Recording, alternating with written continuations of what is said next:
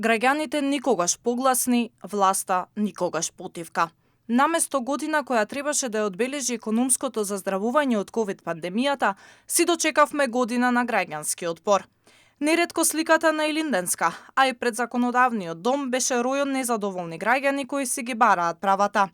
Уште на стартот на годината, во февруари, започнаа протестите за раст на минималната плата на 18.000 денари. Синдикалците мораа да излезат на улица за да биде слушнат гласот на работникот и минималецот да се покачи.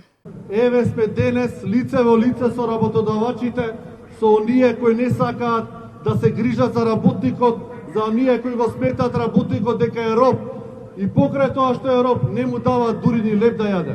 Владата се пофали дека ги слуша барањата на работниците, крена рака заедно со синдикалците и ветија дека ќе работат за подобрување на стандардот, ама тоа траеше кратко. Го покачија минималецот, но не ги усогласија останатите плати, што доведе до низа протести и штрајкови. Решението е едноставно. Покачување на подот согласно законот за административни службеници. Проблемот е решен за половина час. Немојте да манипулирате во јавноста.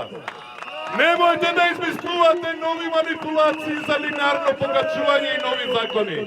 Ова не се случи. Ниту во приватниот, ниту во јавниот сектор не се усогласија платите.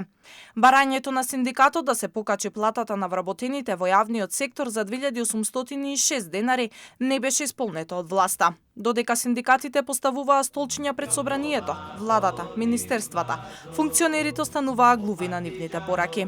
Борбата за работничките права синдикатот ја водеше на плюс 35 степени, а нивните соперници од фините фотели им порачуваа дека работеле на методологија за пресметка на платите. Тоа што не успеа да се договорат, резултираше со генерален штрајк на јавната администрација, а методологијата не ја видовме до ден денес. Од 7 сум дојде на колку е сат. Ова е срамота, треба да се организираат, а не да паѓаме у несвес. Не понудија ништо освен правење на одредени комисии каде што ќе се усогласи методологијата, убедувајќи не дека административниот службеник и давателите на јавни услуги се непродуктивни работници, што не е така. Се протестираше низ повеќе делови од државата. Земјоделците пробуваа на секаков начин да биде слушнат нивниот глас и нивните пораки. Незадоволни од третманот на државата, блокираа патишта со механизација и луѓе. На улица беа тутунарите, оризопроизводителите, одгледувачите на свињи.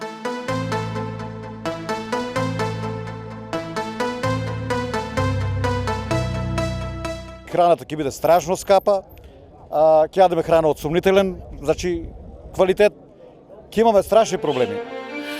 Само ти си безсмртна, жива вода подземна, кај што тонеш ти извира. И не само во однос на економските активности. Владата не ги слушаше граѓаните ниту кога едногласно кажаа не за францускиот предлог.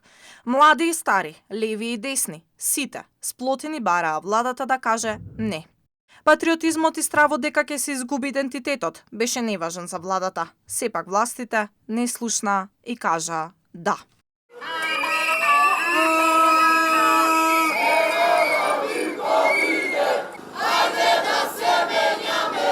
Најпосле, филмот им пукна и на студентите.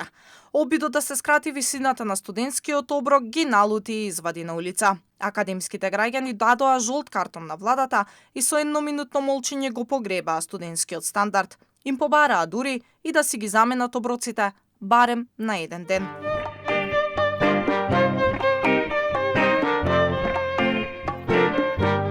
За почеток можеше да ни биде пуштена топла вода во студентските домови и грејење да имаме.